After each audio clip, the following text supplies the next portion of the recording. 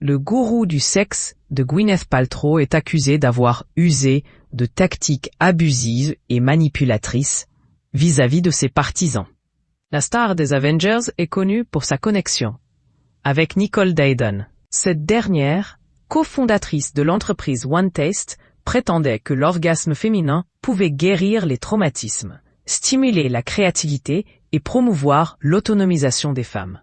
Gwyneth Paltrow, comme le rappelle le Daily Mail dans un article du 10 mai 2025, est une adepte des méditations orgasmiques. Il s'agit de séances de masturbation en groupe de 15 minutes, mises au point par Nicole Dayton.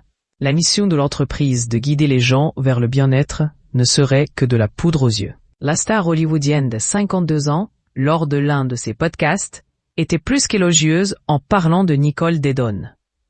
L'actrice a même ajouté la méditation orgasmique chez Goop, son entreprise de bien-être et de style de vie.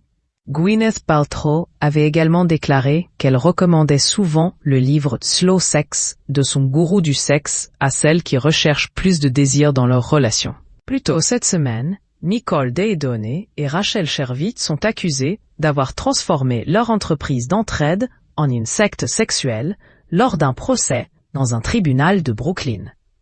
Leur cible seraient les femmes vulnérables. Dayton et son ex-directrice des ventes auraient exigé un engagement absolu de la part des membres de leur cercle.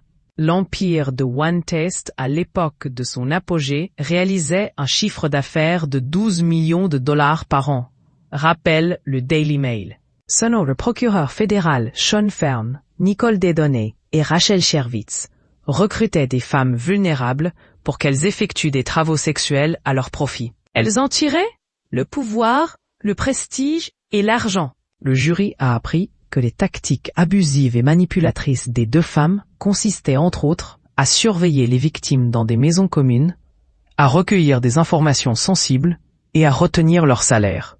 Les victimes sont aussi encouragées à quitter leur emploi, à investir dans des programmes de coaching ou encore à faire de la prospection commerciale.